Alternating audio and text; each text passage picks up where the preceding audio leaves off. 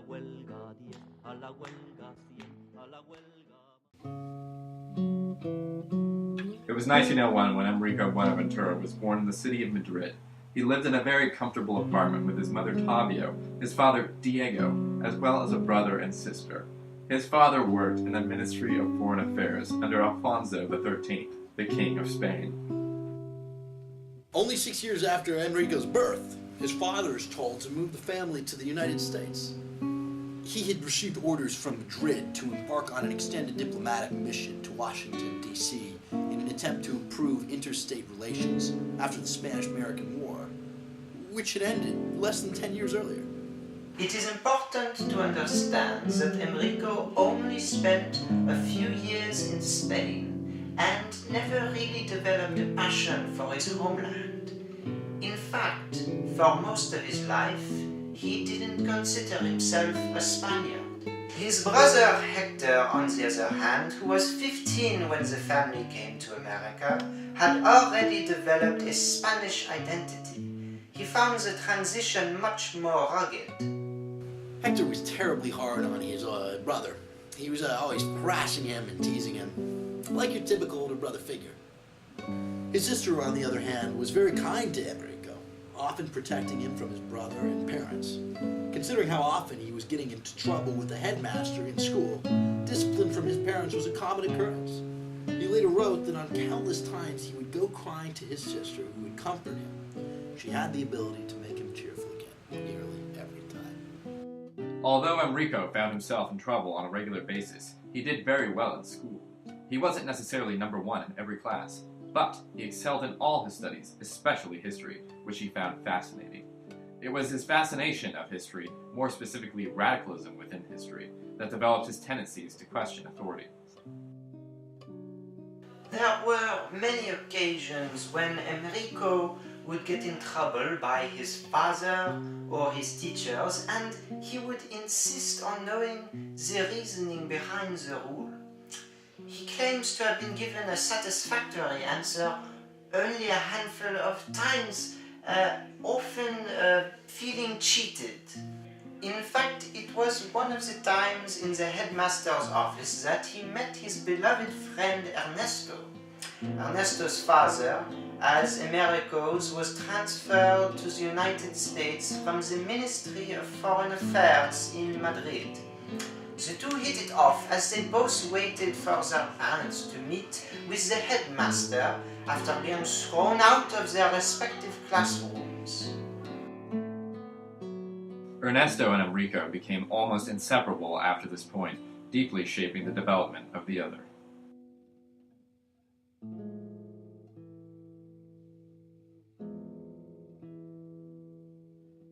By 1914, the Great War had broken out in Europe. In school, in the family's newspaper, and at the supper table, Emerico listened intently to many different views and opinions of what this bloody war was all about. The tensions that had been growing between the different alliances in Europe finally broke into violent conflict with the assassination of the Archduke of Austria-Hungary, Franz Ferdinand. This was the first time that Emerico really became aware of a war going on. He found it fascinating and his curiosity unquenchable. His brother, who was studying international relations at Georgetown University, would come home on the weekends for family dinners. His father and brother had a unique pro-Spain position on the war. Spain was not involved in the fighting, and never would be. But with all the major exporting nations, Germany, Great Britain, France, focusing all the energy and manpower, Spain was able, for the first time, to play a crucial role in industry. While remaining neutral, they exported supplies and raw materials to both sides. Spain's industry erupted, and its economy soared. By 1917, Emerico had started high school and the United States was to enter World War I. Despite President Woodrow Wilson's best attempts to avoid sending soldiers to fight in this European war, it was going to come to the United States one way or another. Many still did not support the war. Amongst them was the anarchist activist Emma Goldman, who with the help of Alexander Berkman began to tour the country protesting the war. When we were in a time of war, we no longer live in a liberal society. During the Civil War, we certainly were not. Lincoln arrested hundreds who spoke out against the war, and sure enough, during World War I, Wilson also repressed a large portion of those who demonstrated against the sending of innocent men to die in the abattoir of Europe for what they considered to be nationalism. Emma Goldman's No Conscription League was targeted towards working-class citizens, the ones who would have to take up arms. She also believed that the war was just a byproduct of militaristic capitalist governments, and so she was monitored very heavily by the government. Emerico was walking around Washington one fine May day and stumbled upon a poster advertising a lecture in the city the following night.